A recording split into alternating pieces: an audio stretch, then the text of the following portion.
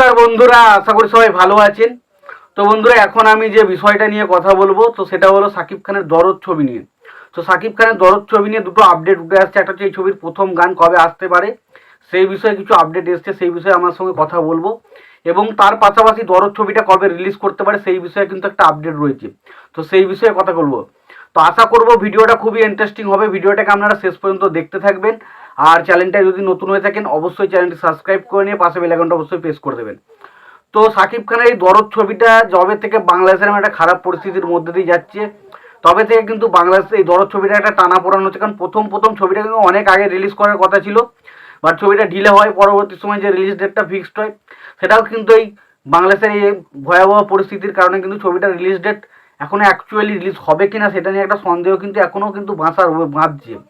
তবে বিভিন্ন জায়গা থেকে বা বিভিন্ন ভেরিফাই সোর্স থেকে যে আপডেটটা উঠে আসছে সেটাই আপনাদের সঙ্গে জানানোর চেষ্টা করব।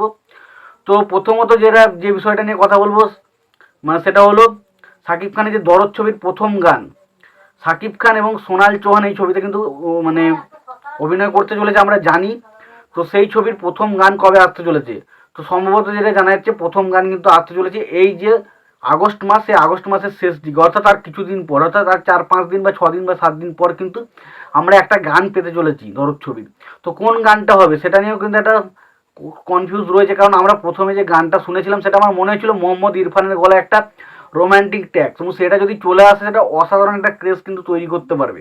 তো সেই গানটা নাকি অন্য কোনো গান সেটা দেখা যাক, সময় এলে আমরা জানতে পারবো। তবে এটুকু বলতে পারি যে খুব শীঘ্রই কিন্তু দরদ ছবির যে প্রথম গান সেটা আমরা পেতে চলেছি। এবার রিলিজ ডেট কী হতে চলেছে, রিলিজ ডেট সম্ভবত মেকার্সরা এটাই বলছে যে এই ছবিটা কিন্তু সেপ্টেম্বর মাসেই রিলিজ করতে চলেছে। তবে আমার ধারণা সেপ্টেম্বর মাসের 6 তারিখে রিলিজ ছবিটা করবে না, ছবিটা সম্ভবত সেপ্টেম্বর মাসের লাস্ট উইকে গিয়ে রিলিজ করতে পারে। কারণ এখন যা পরিস্থিতি, ছবিটাকে মিনিমাম 1 মাসের তো প্রমোশন করতেই হবে। তো আমার মনে হয় ছবিটা যদি রিলিজ করেও সেপ্টেম্বর মাসে, তাহলে সেটা কিন্তু সেপ্টেম্বরের ফার্স্ট উইকে রিলিজ হবে না, এটা সম্ভবত লাস্ট উইকে রিলিজ হতে পারে। তোমাদের এই বিষয়টা নিয়ে কি মতামত জানিও।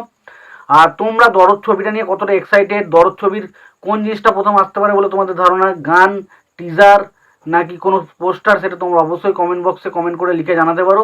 আর তোমাদের যদি এই ভিডিওটি ভালো লেগে থাকে অবশ্যই লাইক কমেন্ট শেয়ার করে দিও।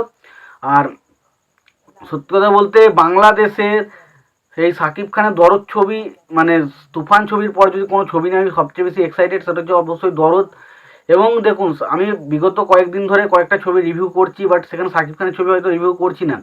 তবে একটা কথা বলি, সাকিব খানের ছবি আমি কিন্তু রিভিউ করব। তবে অনেক ছবি আমার সাকিব খানের দেখা যায়, তবে আমি আস্তে আস্তে সব তো রিভিউ করে একদিনে পসিবল নয়।